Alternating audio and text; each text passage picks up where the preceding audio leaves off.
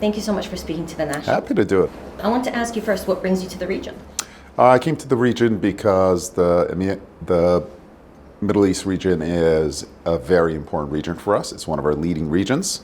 Our Middle East headquarters are in Dubai, and while we are a global company, we're very local in nature in terms of how we practice our operations on the ground. So for me to visit the teams is an important part of my serving as a CEO of the company. And you also have a very specific relationship with the region because of your relationship with Kareem, of course. Yes. So I wanted to ask you about that. Kareem is doing very well, and just recently an important deal with EAN for Kareem's super app. So tell us a bit more about how that relationship between Uber and Kareem has developed since that all-important acquisition, and why you've continued to keep the two as separate companies. Absolutely. So for us, Kareem represented an opportunity to buy into originally and to build on the entrepreneurship that we saw in the Middle East. The Middle East is a group of incredibly educated entrepreneurial people. I was born here. It's a place that is very dear to my heart. And when I met Mudassir, Magnus, and team, at the time we were tough competitors, and we thought, well, it might be a lot more fun to work together than to compete against each other. That was really the origin of the deal. As we brought Kareem on board, it has turned out to be one of the best acquisitions that Uber has made. Both Uber and Kareem have grown in the region. And what we didn't want to lose is the entrepreneurial fire that we saw from Kareem in the region. So we actually kept the Kareem team largely independent. Over a period of time, as Kareem continued to develop in the region, they really started to focus on the super app concept.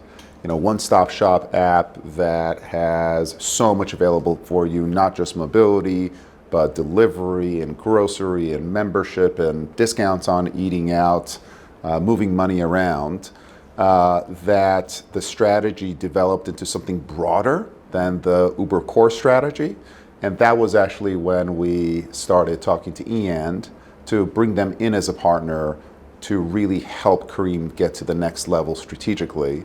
So now Kareem is not only a part of Uber, but it's also a big part of the EAN strategy going forward. And we think the sky's the limit for the Kareem brand. Where do you see growth for Uber in the region? Then we can talk more globally. Well, I think the growth in the region is all about mobility for Uber. We've got 2.5 million drivers in the region. We've got over 60 million riders in the region as well. And I think the good news for us here is that the region is growing. It's absolutely exploding in terms of the population, in terms of the continued penetration of the internet, and it's a young population that's increasingly urban and it's increasingly mobile. And our business continues to grow with it, and at the same time we continue to penetrate into the region. So we think the future here is bright. Now, part of that is, of course, thinking about EVs. It's strange to most people outside of the region because they think, why? This is, the region of oil. Why would people think about electric vehicles? And it's incredible how efficient, actually, it's become to choose EVs. So how much is that thinking about bringing EVs into your fleets part of your growth in the region? Well, our EV strategy is a global strategy. And, we talk about climate. Climate's a team sport. And it is a global initiative for us.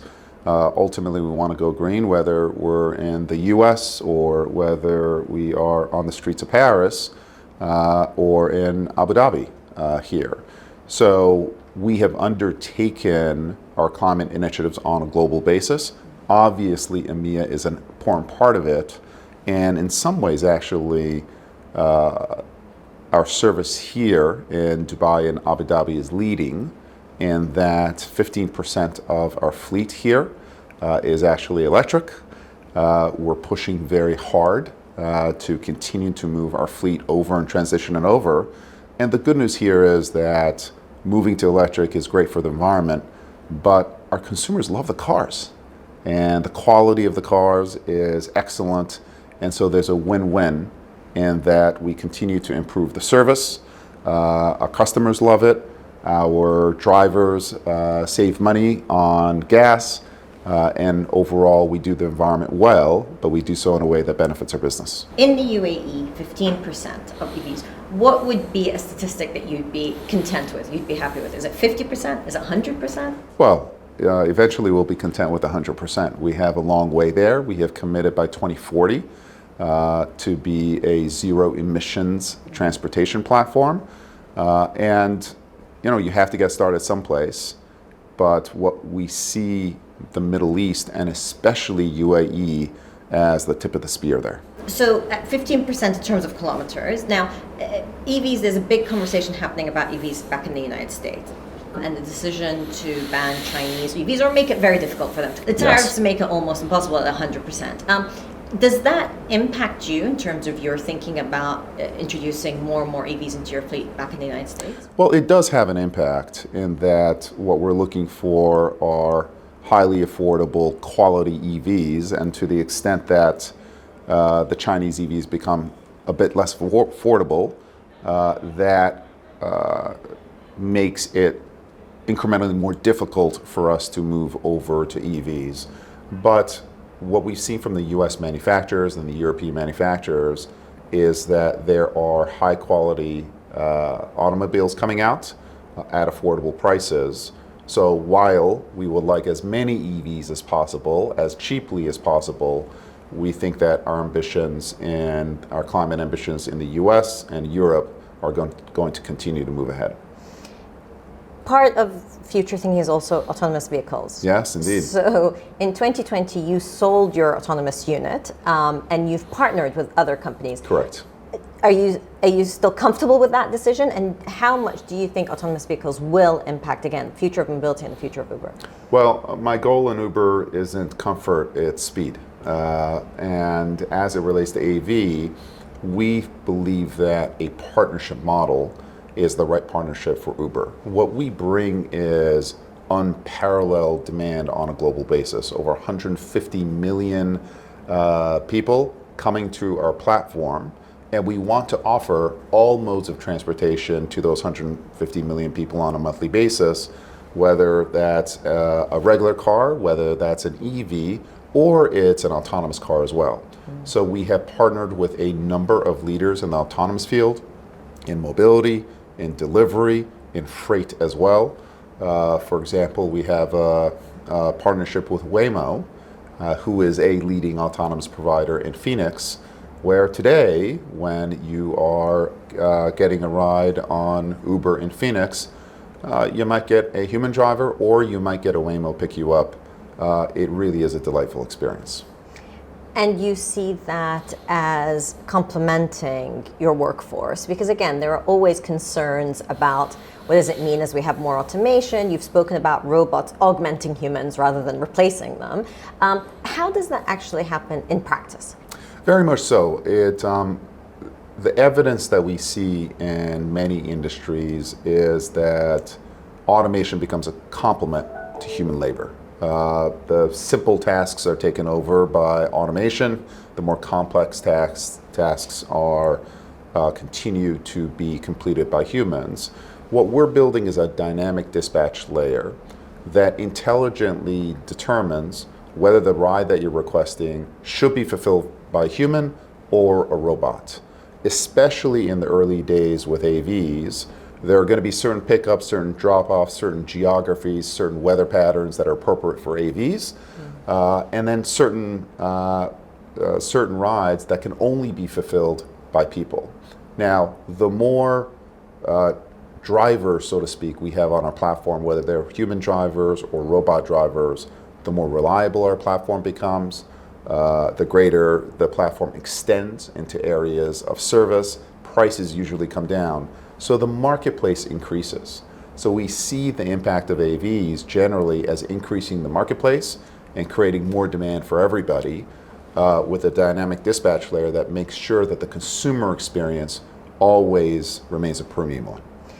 Now, again, when we look back at the region, particularly in the UAE, there's a lot of excitement and innovation around mobility, transport, and especially thinking about autonomous vehicles. Is that something we can see, the Phoenix model, coming to the UAE sometime soon? We certainly hope so. We are in active discussions with multiple partners.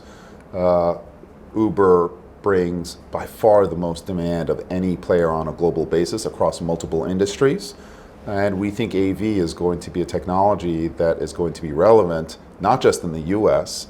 And actually, we see the Middle East as leaning forward and really looking to innovate here. So I'm quite hopeful as to our AV strategy here in the Middle East over the next 5 to 10 years. And the UAE is also thinking about flying taxis. Yes, of course. Will we be soon able to book a flying taxi through our Uber apps? Well, I'm certainly hoping that you'll be able to push a button and get your Uber to a flying taxi. We have a relationship with Joby Aviation, actually, who is going to bring their vehicles to the UAE. They are a terrific partner of ours, an absolutely first-rate technology company. And their offerings are going to be integrated deeply into the Uber app. So it will be a seamless, spectacular experience that hopefully will save you some time on the road. How soon can we see that happen? I think it's in a few years, actually. It's the future is coming much faster than you think. I want to ask you about your learnings from COVID. I mean, it's incredible. You've had your first full year profit. Yes. Congratulations. Thank you so much. 5 years since listing. So it's an interesting time for Uber as a company. But COVID was a very difficult time for everybody. Uber is not an exception in this, but particularly for your business. What learnings did you take from that? And how did you get to first full year of profitability? COVID was an incredibly difficult time, and it forced us to reflect as a company as to what our priorities were. 80% of our mobility business, which at the time was the most profitable part of our business, disappeared seemingly overnight. We had the good fortune of having been on delivery, and the delivery business exploded in a wonderful way and was a lifeline for many small businesses to stay afloat during COVID, which we're quite thankful for. But COVID served as a forcing function for us to determine what areas we should focus on and what areas we should dispose of. That was a time when we sold our autonomous efforts, some of our efforts around bikes and scooters, and became a leaner and more focused company. And for us at Uber, it is about creating this marketplace of mobility and delivery, supply and demand, and partnering with the whole industry in driving urban logistics forward. We've seen it be a great success. The growth rate for our company, even at our size and scale, we're at a $150 billion plus run rate in terms of gross bookings. We continue to grow at 20+% growth on the top line while being profitable. And I think within our industry, we're unique in our ability to grow at scale, but do so profitably at this point. And is that a message to investors here in the region? Are you hoping to get more investors from the region? I know that the PIF from Saudi Arabia is an important investor in Uber. So what's your message to investors here? Well, ours is the same message for investors across the globe. Obviously, this region is quite strategic in terms of investors, and PIF has been a terrific partner from my very start as a CEO of the company. And the message is that we continue to build for the long term, but we do so in a disciplined way, and that we will continue to be the leader in innovation around mobility in the Middle East, but also all around the world. What's your biggest challenge at the moment? Our biggest challenge is actually scaling the growth that we have with the business while staying connected to our everyday driver. Our driver is incredibly valuable to us. Yesterday, I was in Saudi Arabia meeting with some of our women drivers, and their personal stories are incredible. We always have to remember that as a company, we wouldn't be here without our drivers, and we never want to lose touch of that fact. Now, you as a CEO, quite unique in several ways. You've taken rides yourself to know what it's like. Yes. But you've also spoken about who you are, your childhood, the fact that you were born in Tehran, had to leave at the age of 9. Tell me how that personal experience, one, connects you more to this region, but two, the importance of supporting those who have to flee in difficult political circumstances. Well, for me, the Middle East still is holds an incredibly special part in my heart.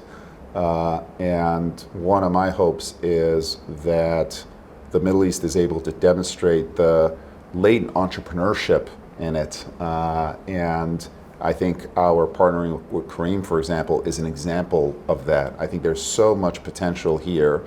And I'm really happy to see some of that potential now coming out in this region, whether it's in the UAE or it's Saudi. It's incredibly exciting to see.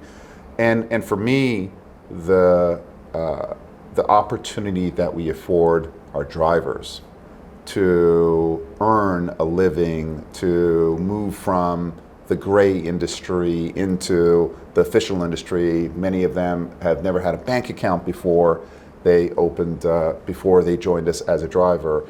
That opportunity to be a road to a better life for me is a metaphor for my opportunity when I came to the States. So I think everyone deserves a chance to succeed. I was incredibly lucky and had my chance to succeed. And if we can give the same chance to the 7 million drivers who are on our platform today, I consider that quite a success. That's great. Thank you so much for your time. Thank you.